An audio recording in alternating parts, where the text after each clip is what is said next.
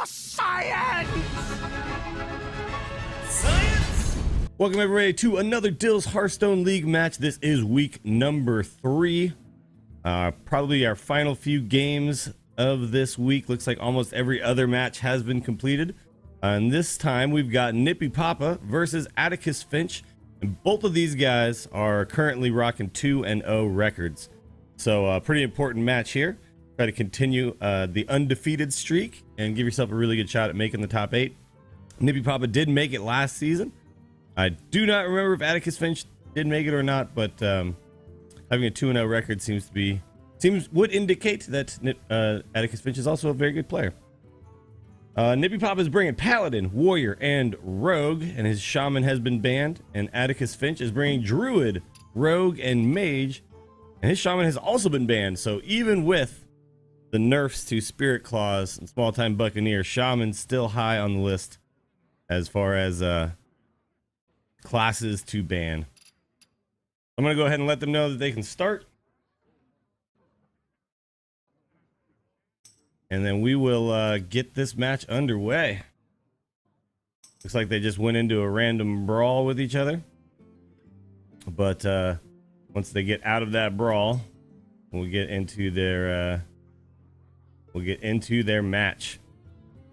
I'm expecting to see probably a Jade Druid, Miracle Rogues on both sides. We might see the Aggro Pirate, and then likely the Reno Mage has been very popular, and then nipipapa does have the Warrior, so we'll probably see Pirate Warriors. It's still a really strong class, even with the nerf to Small Time Buccaneer.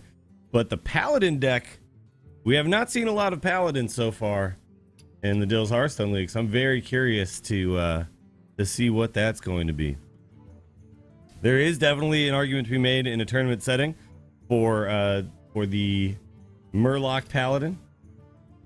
So that could be what we see here. Let's go ahead and jump right in to game number 1. nipipapa on the bottom. AtticusFinch will be on the top of your screen. And here we go. So we're opening with the Warrior deck for nipipapa, and AtticusFinch is got the Druid deck, and it is Pirate Warrior still rocking the Small Time Buccaneer.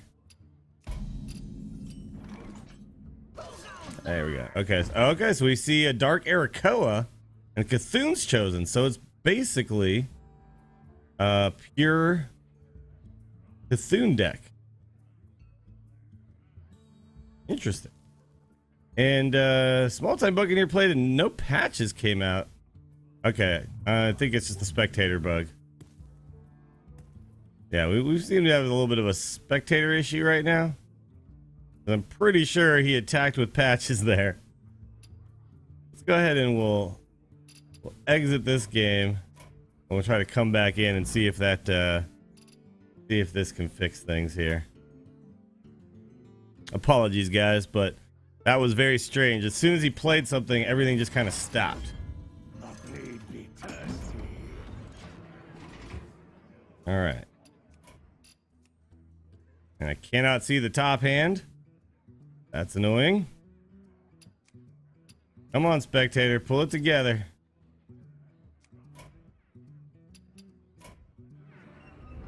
Come on, spectator mode. Be a bro. It's a little bit annoying. Chen Chaso, thank you so much for the sub, my friend. 3 months in a row. Welcome back.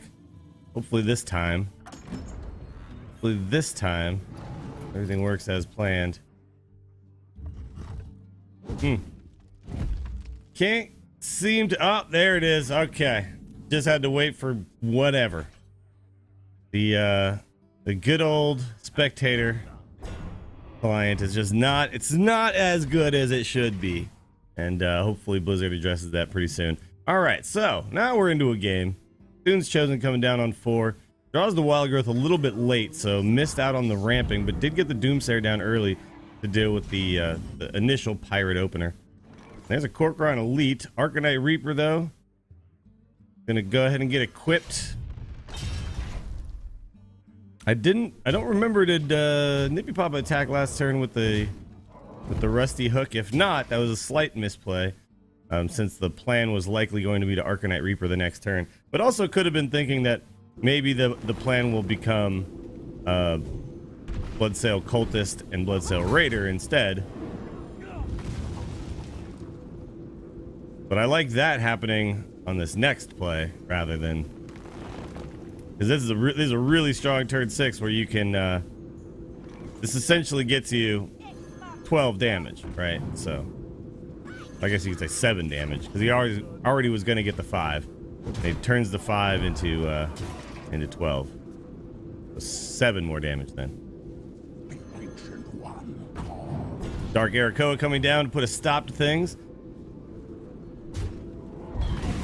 Now, nipipapa does have a way. Oh, and this is very close to lethal. He can use the. It is lethal. Yeah, he can use the Corcoran plus the Bloodsail Cultist to get through the 5/7. Oh, wait a minute. Uh-oh. He's swinging with the. No. 4 plus 3 is 7. And then 2 plus 6 is 8. There's a lethal here. Looks like he found it. And he's got to remember to attack with the South Sea Deckhand before the weapon swing, and he does it! Congratulations, nipipapa finds the lethal. Takes game number 1 with the Pirate Warrior, which was a good matchup for him, to be honest. So it's the Cthulhu deck is going to rely on Dark Arakoas being able to stick, and without early board pressure, it's really difficult to not have enough when you're the Pirate Warrior to get through a Dark Arakoa unless you've had consistent board pressure up until then, or the ability to remove everything. Now we're going to go into game number 2. nipipapa takes the 1-0 lead with that Pirate Warrior, which I think was likely to get a win. That deck is just still insanely good, even with the nerf to Small Time Buccaneer. In a way, it's almost made it even stronger on the ladder because other decks can't match your early aggression because they're no longer playing the pirate packet, right? It's kind of the only remaining deck rocking the pirate packet. So interesting how you'd think that it would have nerfed Pirate Warrior, and it in fact has kind of had an opposite effect. So. All right, going into game number 2, nipipapa on the bottom again with the Miracle Rogue, and AtticusFinch is going to stick with the Cthulhu Druid. Build of Druid we haven't seen very much. This time does have the ability to Wild Growth in the early game though, which should help quite a bit.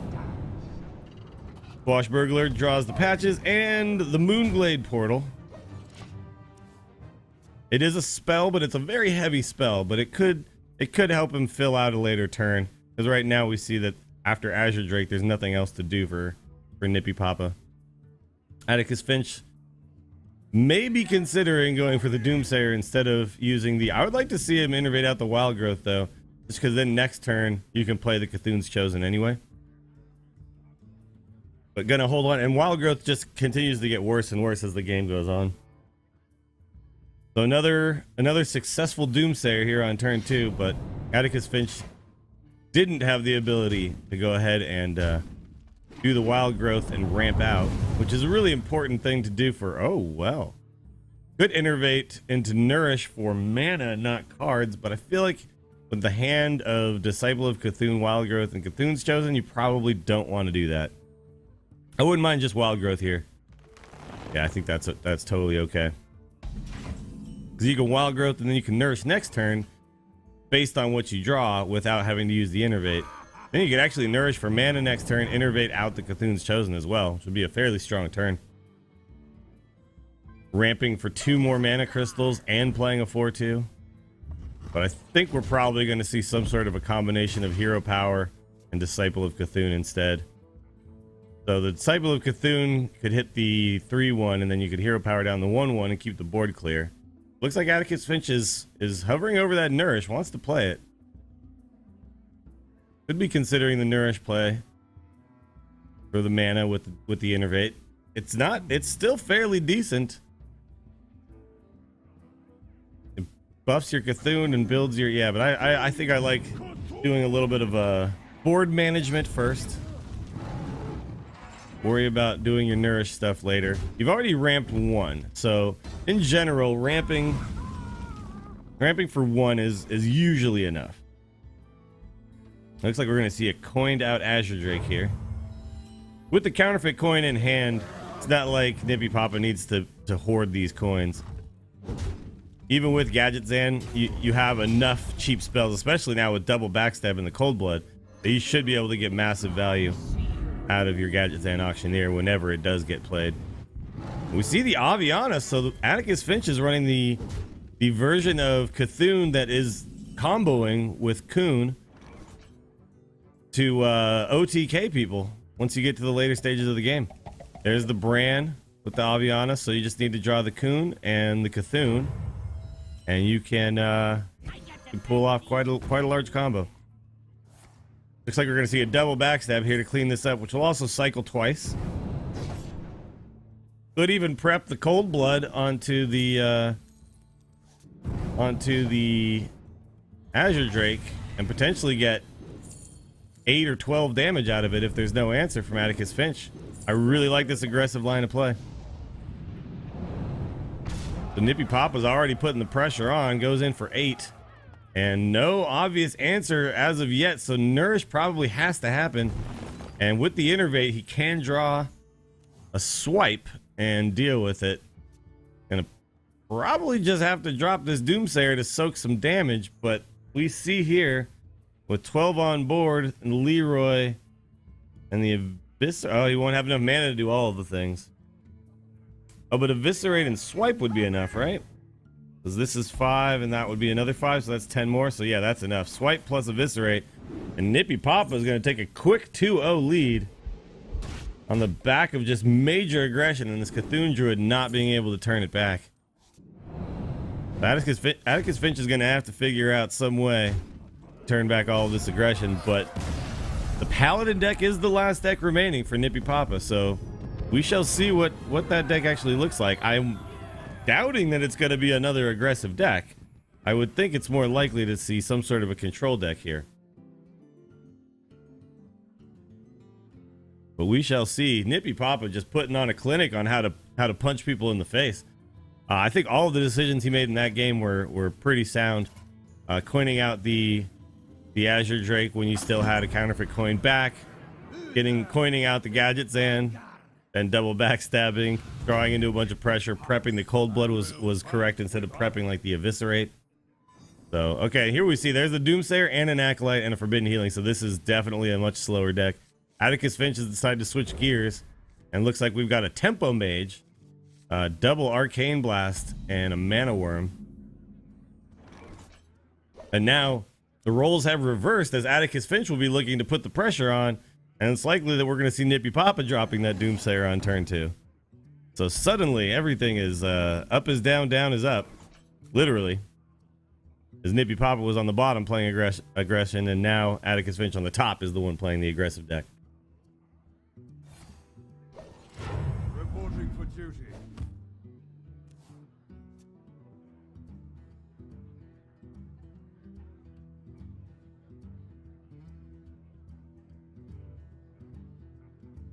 All right, had a little bit of a puppy situation there, and decides against the Doomsayer, apparently looking to get a little bit more value out of it.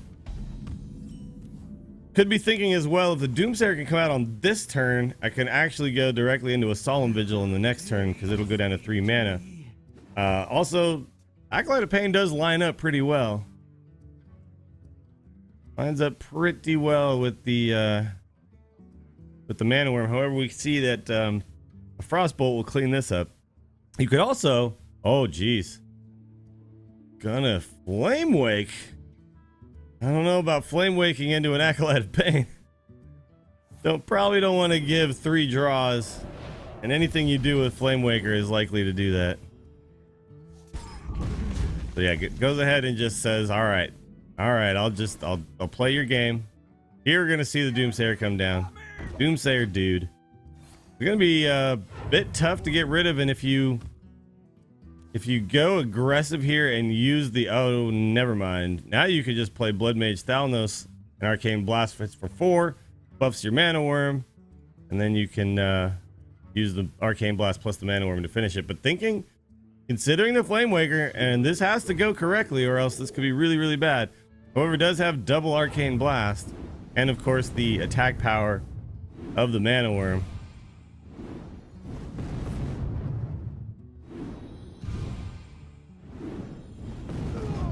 All right, so it is able to clear everything up, and has the 5/3 Mana Worm now, and the 2/4 Flame Waker. And Finja comes out. Finja is a very key card here, but with a little bit of a lucky roll here from these arcane missiles, that Finja may not live. You're gonna get 4 missiles plus 2 missiles from the Flame Waker. You need 4 out of 6. And there's 3. 1 more, and there goes Finja. And I think that's gonna be what turns this game in favor of AtticusFinch. Just a little bit of fortune, and you can get run over real quick by the Tempo Mage. nipipapa just forced to play an Ivory Knight and just take the worst card because it heals the most. And let's see, that's 7. This will be 7/14. This is definitely lethal. Fireball face. And AtticusFinch is going to get a game back with the aggressive Tempo Mage and fight back in this series. Now the series is 2-1, but still has a lot of work to do to overtake nipipapa. But getting on the board is very important, and now probably does know what nipipapa's deck is, right?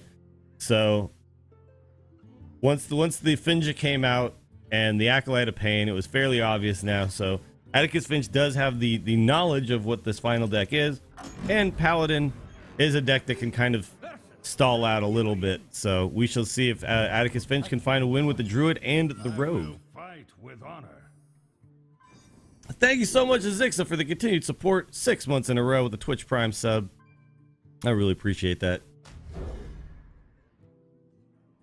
So nipipapa is going to hold on to the Wild Pyromancer and gets the Finja again. Finja's such an important card in this deck. There's the equality with the Pyromancer as well, so has the on-demand board clear. It can be used at any time. I'm going to go ahead and coin the Wild Growth.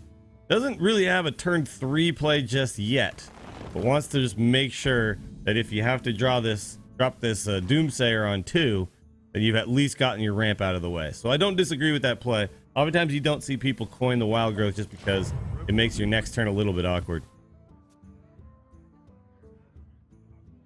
There's a Lunar Visions. We've seen a few people running the Lunar Visions. I'm not sure I'm a fan of the Wrath, but I guess AtticusFinch is looking for something else in his hand, trying to make sure to draw into cards that actually matter, because right now the hand is a little funky. Does draw into another Cthulhu buffing card, but could have just used the hero power there and still had the Wrath as a resource. We go with the Disciple of Cthulhu, and here we see, this is what's weird about the coining of the Wild Growth. Coin the Wild Growth on turn 1, and every turn since has left 1 mana sitting there. So hasn't even utilized all of the mana on every turn since that coin Wild Growth. There's the Kuhn the Forgotten King. So a lot of the pieces of the puzzle are already coming together. Not facing down a lot of board pressure either. Gonna do another Disciple of Cthulhu, hero power down the 1/1, and get a little bit of damage in.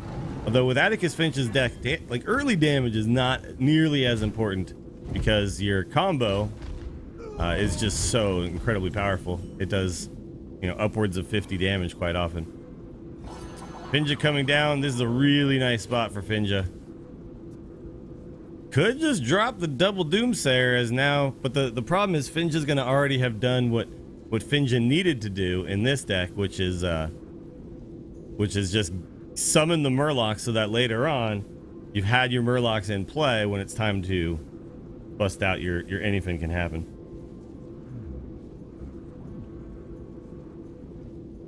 I think you probably want to be just dropping double Doomsayer here and make absolutely sure that those Murlocs don't stick. But AtticusFinch is in a little bit of a tight spot here. Could go for the Doomsayer and just drop the Cthulhu's Chosen. Just in case the Doomsayer is dealt with, it does give you board presence. And also might even encourage nipipapa to not even pop the Doomsayer because the Doomsayer would be slightly better. Okay, so it does go with the double Doomsayer play. So I think it's still probably correct to get your Murlocs onto the board. Can also use this turn to say Solemn Vigil or something like that.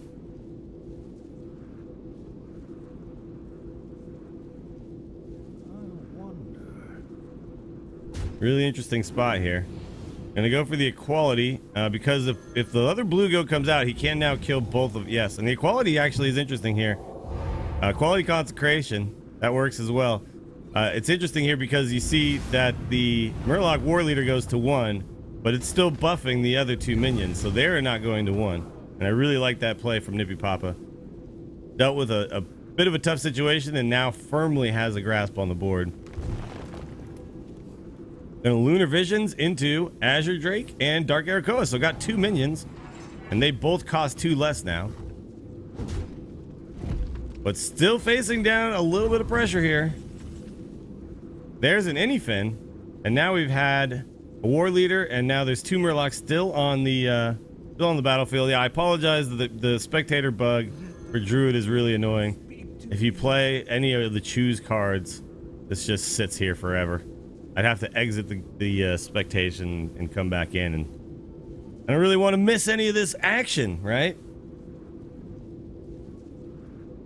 nipipapa thinking about dropping a tempo Peacekeeper. I do not think that's a bad play, as right now you are the aggressor. The AtticusFinch is still has 0 removal. Dark Arakoa and Cthulhu's Chosen coming out on the same turn. That's a really strong turn 8. Which is actually turn 7 because of the wild growth. And now Cthulhu is a 15/15, and 3 of the pieces of the puzzle are in hand with the Aviana and the Cocoon. Just needs to draw into the actual Cthulhu himself. Gonna get the last Murloc, which is of course another Murloc War Leader. Could start by suiciding the Acolyte before.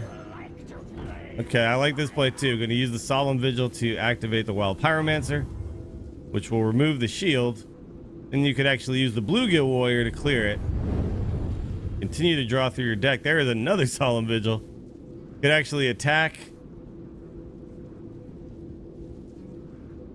Could actually do the Solemn Vigil now, and then yeah, we're just going to go for the Bluegill Warrior, which I like because you just kind of get all of your Murlocs now are going to have died essentially, except for that with this 1 Murloc War Leader, and has the Anyfin can happen in hand right now.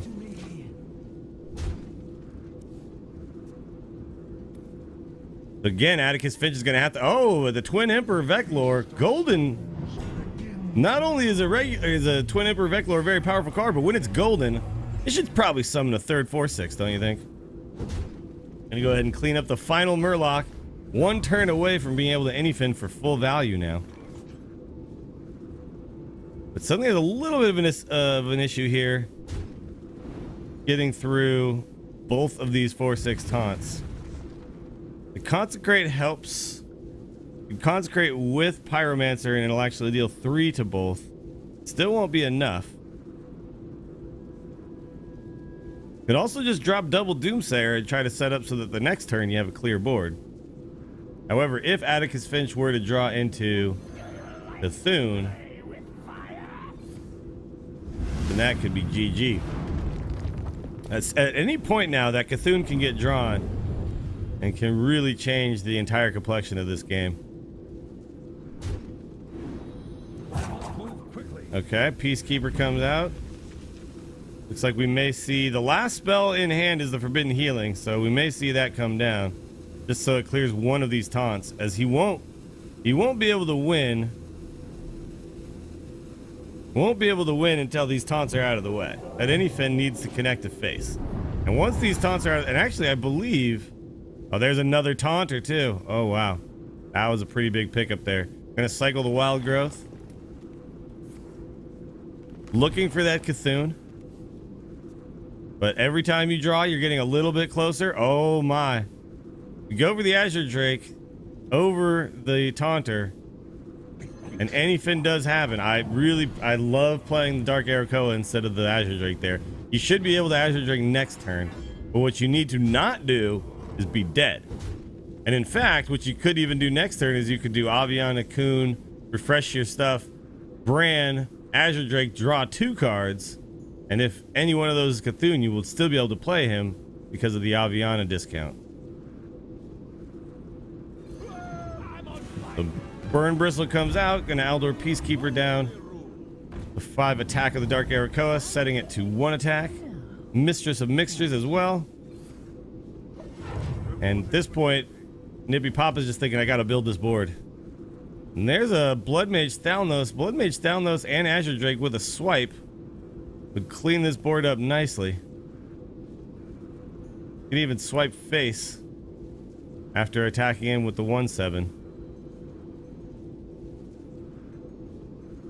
I really like that play, I think. I think you attacking... Well, first Azure Drake to draw. And there is a Nourish, so another ability to draw. Going to skip playing the Azure Drake and missing out on a little bit of face damage there. But does get a shapeshift in, so gains one more life, essentially, at the expense of some face damage. And to be honest, like I said earlier, the face damage for AtticusFinch is not quite as important because the combo is going to do enough. Here comes Anyfin number 1. Doesn't have the second one, but this still gets both of these taunts out of the way and applies significant pressure to the board. You got a stealth 6/6 Finja right now. Ooh. May have to just go for the Aviana here. Oh no, gonna Nourish first. You Aviana'd for... Okay, well now it does find some ability to start removing some things. But if you're AtticusFinch and the second Anyfin is in hand, you are just simply dead. You're gonna probably have to mulch one of these war leaders. You can mulch a war leader, and then you can Wrath for 2 on the yeah, you can Wrath for 2, drawing another card here. Didn't actually have to do that. Did have spell power, so it didn't matter the ordering there. And there are no more Murlocs in the deck, so the Finja is simply a 2/4 at this point. But anytime that second... Okay, going for the hero power. I kind of would have liked to have just innervated out the Blood Mage Thalnos just to give you one more cycle, because you need to find Cthulhu as soon as possible. But could go for the Ivory Knight to look for an Anything can happen.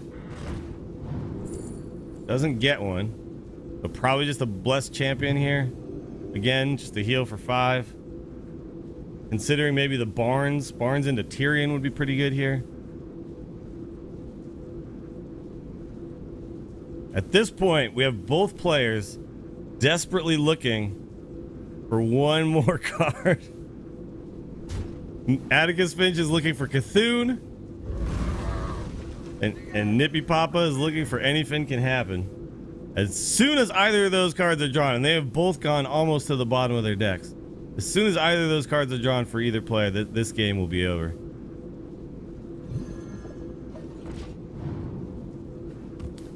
Okay, I think at this point you rip the combo. Oh jeez. The problem with doing this is if your next card was, well, yeah, but he was facing down the Doomsayer, so if it didn't work out. Okay, so that is it. The Cthulhu was the second to the last card. I'm gonna go ahead and play this Innervators. It doesn't even matter anymore, just to get one more health out. But actually, in that particular situation, if you'd done the combo first, let's think. Oh, and there's the Anyfin. I'm pretty sure this is gonna be enough, unless he gets really unlucky and doesn't get any chargers. It's actually short, but it does put a lot of health on the board. All right, it's time to go off. You have no more cards. This needs to work. You do have the Bran. And Cthulhu is an 18/18, so that'll be 36. You can buff it again. You play the Bran first, though. Oh, missed. Missed 4 damage there by not playing the brand first. You play the brand before the Cthulhu's chosen, and it actually double buffs the Cthulhu. So slight misplay there, but 40 damage coming out should clear this board at least. And I believe it's going to be enough. Okay, so clears the board. Feral Rage for life. Swipe face. Yeah, swiping face doesn't really matter here. I'm almost out of cards. So they actually both drew their big cards, and there's an equality, but no pyro or consecrate. And that is gonna do it, no matter what. No matter what is drawn from this Barnes, there is no way to win. In fact, there's no more minions left in the deck. And that was a super clutch Feral Spirit, by the way, considering that nipipapa did actually have a True Silver in hand, and AtticusFinch was at 4. So good job there, seeing the correct thing to do, which is gain 8 life there at the end to make sure there's no possible way to die. And the Druid does pick up a win, evening this series at 2 games apiece. And suddenly we're going to a definitive game 5. Whoever wins this game, the Paladin versus the Rogue. And that's going to do it. We have not seen AtticusFinch's Rogue yet, so not 100% sure what it is.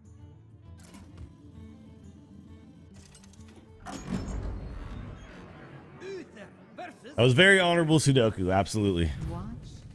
All right. nipipapa has stalled out a little bit with his Paladin deck. Even in a game when he drew and played Finja and double anything can happen, was not able to find closing damage. And AtticusFinch, they both drew their entire decks.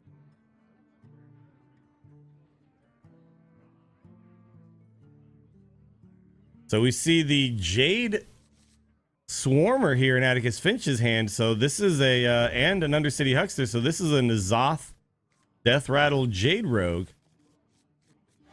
This should be a very interesting game with Journey Below. So just purely going for the N'Zoth playstyle here. Gonna grab a South Sea Squid Face, which will give him the ability to buff that dagger up. And immediately after seeing that card, I think you have to think, I guess we're seeing a N'Zoth Rogue here if you are a nipipapa. So equality and a Pyromancer is going to be very important to have when the N'Zoth play happens. That is your biggest tool to combat that. And the Patches is drawn. Very unfortunate for AtticusFinch. The one card you never want to see. Gonna go ahead and trade in the Jade Swarmer, getting the Jade Train going. I would guess though that he's running Raptors in this deck, Unearthed Raptors in the deck, so it might have been actually a little bit better just to keep the Jade Swarmer stealthed and use the Patches there instead. But just wanted to pop and start getting the Jade stuff happening. Plays an Infested Tauren. This is one of the reasons you don't see a lot of N'Zoth these days. Is the strongest, once the Death Rattle of Sludge Belcher went out, kind of the best taunting Death Rattle left was Infested Tauren, which as a card is pretty weak. It's simply a 2/3 taunter, and it just doesn't do quite as much as a Sludge Belcher did as a 3/5, you know. So the N'Zoth got much weaker in standard with the rotation of Sludge Belcher. Just gonna push face damage here, leaving the 3/1 up. A little bit interesting there, but there is the turn 5 or the turn 4 Finja. Was it turn 4 Finja? Yeah. So that's gonna get a lot of value here. But with both bluegills in hand, both war leaders are coming out, and now can play both bluegills, and they'll both be 6/3 chargers. That is incredibly strong, and one of the reasons why Finja is absolutely broken as a card. Deciding not to play the second bluegill, instead going to go ahead and Aldor down this 4/1, which will keep some of his minions alive here. And remove that, and then go ahead and remove the 1/2. Yes. And now this board is quite intimidating. A 6/4 Finja, 2 5/4s, a 6/2 charger, and a 3/3. AtticusFinch is forced to just play an Aya, which does not feel very good right now. Absolutely no removal options in the hand of AtticusFinch. Here comes a True Silver Champion and another Charger. And how much damage is this? That is 12, 22, 25, 29, one off of lethal. So nipipapa is going to send it all upstairs. And I think getting your opponent to 1 health on turn 6 is probably the correct play. Especially when you're at 23 and not facing down very much pressure. And I don't see any way out here. AtticusFinch can play the Azure Drake and hope for an Eviscerate. But no matter what, there's no way to put a stop to this pressure. And so again, we're going to see another honorable Sudoku. And what a quick game. Aggro Murloc Paladin. There you go, ladies and gentlemen. Finishing the game on turn number 6. Oh my. So congratulations, nipipapa. After struggling a little bit with that Murloc Paladin, was able to find the final victory. The nail in the coffin. AtticusFinch, great job turning the series around. But unfortunately did fall 3-2. The rogue deck just never really got off the ground. And that was just the perfect draw for the Murloc Paladin. So that means nipipapa will move to 3-0, continue his perfect season so far. AtticusFinch falling to 2-1 though, has plenty of time. 5 more weeks to go. 2-1 is still a great start to the season. So looking forward to more games out of these two guys. Congratulations, very well played. Thanks everybody for watching Dills Hearthstone League Week 3 action. That's going to do it for Week 3. But next week we'll have Week 4 coming in and a whole bunch more matches to cast. So thanks again for watching. Remember to like the video on YouTube and subscribe to the channel if that's where you're watching it. And thanks everybody for watching live on the stream at twitch.tv/WillyDills. And the subs, actually, we got a few of them. I'm actually shutting the stream off now, so I just want to re-thank the people who did sub, because there is no alerts during this. Dark Air Lord, Azixa, and Chinchaso, thank you guys so much. We'll be back tomorrow for a regular stream. But I'm going to go watch some wrestling now. So everybody have a great night. And thanks again. I'll see you guys later.